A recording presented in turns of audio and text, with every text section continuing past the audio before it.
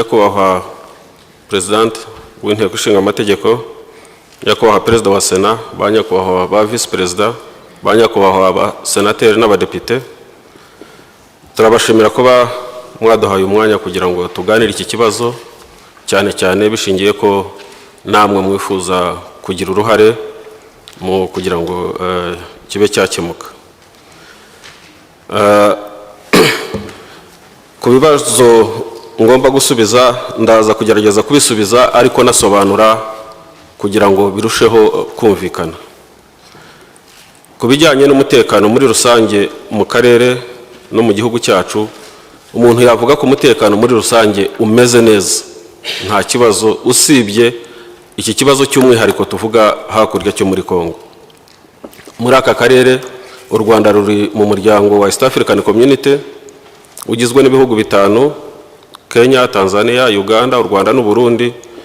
Bibanye neza cyane, bibanye neza. Hari byinshi dukorana mu rwego rw'ingabo, ari ubufatanye mu kwigisha, ari defense and security protocol, defense protocol dufitanye, ari ibikorwa byinshi cyane na military joint exercises tugenda dukora. Ibi bihugu bitanu rero bigize umuryango wa East African Community bihagaze neza, nta kibazo. Ku kibazo kijyanye na DRC aricyo twibandaho uyu munsi, hari ikibazo gishingiye ku kibazo kiri muri DRC ubwayo bwite ariko kikitirirwa u Rwanda. Umuntu aha yavuga ko nubwo hari icyo kibazo cyitirirwa u Rwanda n'amahanga ndetse na DRC, ariko ntabwo amayira afunzwe hagati y'u Rwanda na DRC kuba baganira icyo kibazo cyangwa batanga umusanzu, twatanga umusanzu kugira ngo nacyo gikemuke, nk'uko Minisitiri w'Ububanyi n'Amahanga Mutwererano bivuze, nanjye ndaza kubisubiraho. Kuri iki kibazo cy'umwihariko cy'umutwe wa M23 cyitwirirwa u Rwanda, natangira mvuga ko icya mbere nta ruhare na rumwe u Rwanda cyangwa se ingabo z'u Rwanda zagize mu gushinga uwo mutwe cyangwa se kugira ngo uwo mutwe ubeho. Nta ruhare na rumwe ingabo z'u Rwanda zagize cyangwa se u Rwanda rwagize kugira ngo uwo mutwe ukomeze kubaho. Icyo ni ikibazo nicyo tugomba guheraho. Ikibazo kikaza kuba kubera iki, ni impamvu ki, zituruka he kugira ngo umutwe ukomeze kwitirirwa u Rwanda. Abakomeza kwitirira u Rwanda icyo kibazo cy'umutwe wa 23 harimo ibice byinshi cyane. Harimo ibihugu by'i Burayi, harimo inzego bikoresha cyangwa imitwe bikoresha nka UN Group of Experts, imiryango itegamiye kuri leta nka Human Rights Watch, umuryango ingabo za Loni zitwa MONUSCO ziba hakurya hariya, bishingiye ku nyungu zabo bwite nk'uko Minister wa Foreign Affairs yabivuze. Ndagira ngo nsubire ku mateka y'iki kibazo nerekana n'impamvu u Rwanda rudakwiye kwitirirwa kiriya kibazo. Badepite, ba Senateri, muribuka ko mu 2009 u Rwanda rwafashe intambwe ya mbere rugarura umubano na DRC, igihe twafatanyaga ingabo, tugahuza ingabo mu cyiswe umoja wetu, tugafatanya gufatira ya mitwe yose yarwanyaga guverinoma ya Kongo, ariyo yitwaga CNDP, harimo na za Pareko n'izindi grupu zigeze muri 10 za Maimai, tukazifata tukazivanga mu ngabo za Kongo zikahinduka ingabo za Kongo. Icyo gikorwa niba mwibuka neza cyari igikorwa cy'ingirakamaro kubera ko hagarutse umubano hagati y'u Rwanda na Kongo, ambasade zirafungurwa, ba perezida barahura, haba i Goma, haba i Kinshasa n'i Kigali hano, ibintu bigenda neza. Ariko mwibuke ko aya mahanga tuvuga, aba bose basakuza bavuga ko u Rwanda ruri mu gihugu cya Kongo, nta n'umwe wigeze ashima icyo gikorwa. Utarakinenze yaranumye araceceka.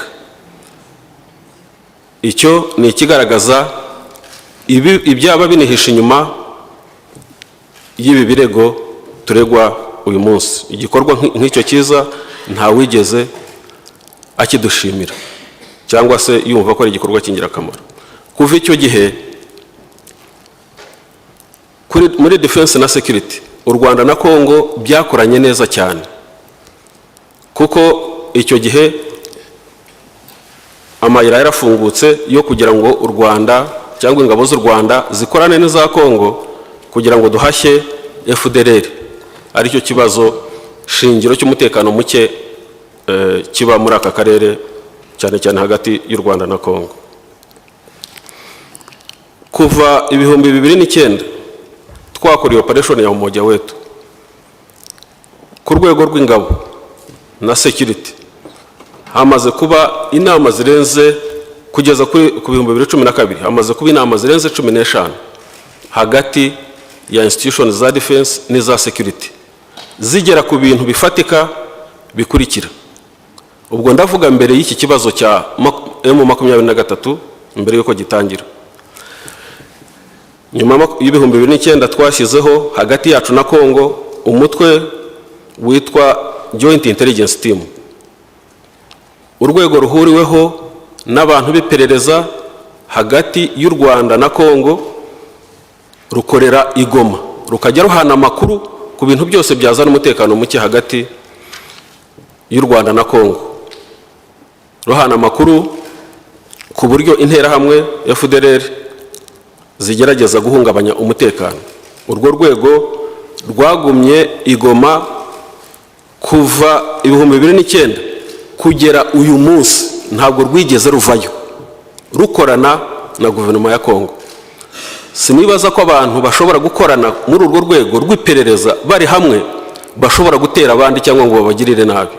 Ni ibintu bitumvikana. Hari ibintu abatanga ibirego bose birengagiza bikwiye gusesengurwa. Uru rwego rwa Joint Intelligence Team nirwo rwaje kubakirwaho mu 2011 mu kwezi kwa 9 mu nama ya defense na security yabereye i Kigali hano, igize ibihugu bigize umuryango w'ibiyaga bigari 11. Twagura iyi timu ya intelligence ijyamo n'ibyo bihugu byose, yitwa Intelligence Fusion Cell. Iyo Intelligence Fusion Cell iracyari i Goma, irahakorera no muri bibazo byose irahari, ishinzwe gukusanya amakuru ajyanye n'ibibazo by'umutekano, iri mu bihugu 11. Iyo Joint Intelligence Fusion Cell ntabwo irigera irega u Rwanda, kandi ari ishinzwe gushaka amakuru. Hashyizweho mu bwumvikane bwacu na guverinoma ya Kongo umutwe y'abasirikare bihariye yitwa Special Forces, abasirikare 250 b'u Rwanda n'abasirikare bangana nabo ba Kongo barajyana bajya muri Kongo, barahakorera kuva 2011, bagumayo bahashya FDLR, ku buryo akarere barimo ka Rucuru umutekano waragarutse, bigaragarira buri muntu wese n'aya mahanga na MONUSCO ihari barabibonaga ko umutekano wagarutse hariya. M23 yatangiye abo basirikare bacu ba Special Force bavanze n'abakongo babana muri defense imwe babana. Twarezwe ko dufasha M23 tubana n'abasirikare ba Kongo muri ako karere ka Rucuru dufatanya kurwanya FDLR.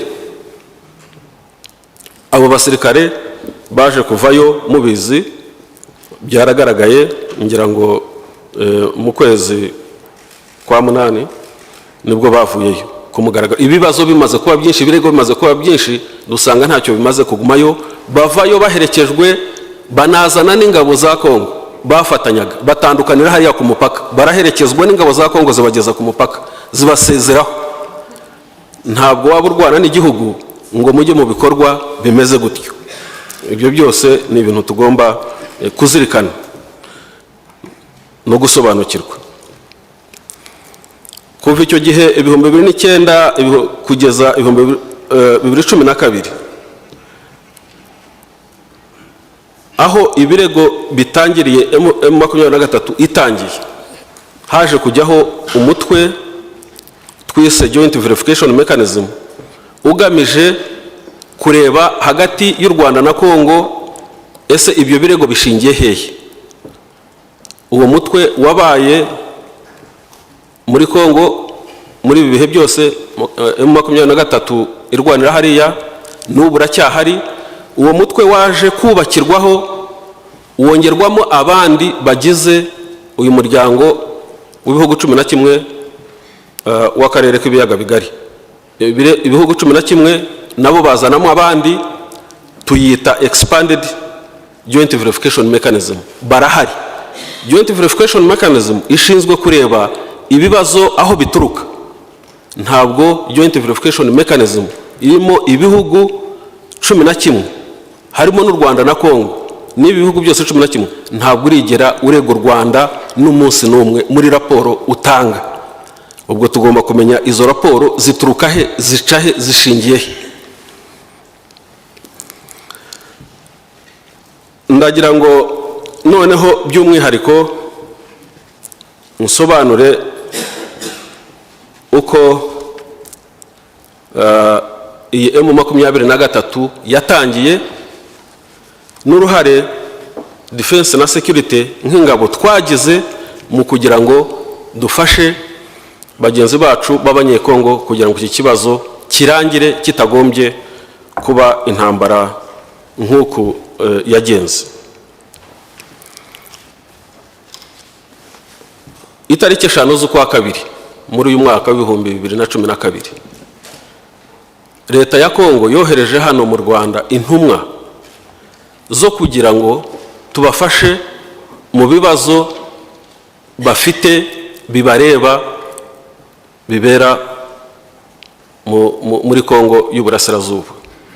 Ntabwo umuntu yaza kugusaba ubufasha anakubwira ko afite ikibazo ngo nyuma ahindukire akwitirire ko ari wowe wateye ikibazo. Ntabwo umuntu yaza kugusaba ubufasha ngo umufashe mu kibazo afite atagufitiye icyizere. Uko icyo cyizere gihindukamo ibirego ni ikibazo umuntu agomba kwibaza.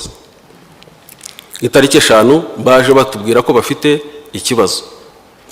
Batubwiraga ko bafite ikibazo cyuko bashaka gukura abasirikare babo bari muri FARDC mu ngabo z'igihugu bavuga ururimi rw'Ikinyarwanda kugira ngo bakure muri Kivu babajyane mu province yandi ya Kongo. Icya kabiri, batubwiye ko bafite ikibazo cy'amahanga abasaba gufata no gufunga muri ICC umujenerali wabo witwa Bosco Ntaganda. Tubabaza uburyo bashaka ko tubafashamo.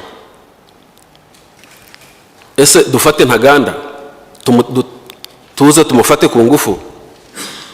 Ese abasirikare mukura muri Kivu murashaka ngo tubafashe iki muri logistique? Se batoya bati dushingiye ku bushuti, dushingiye ku mateka dufitanye, haba mu bibazo haba mu byiza.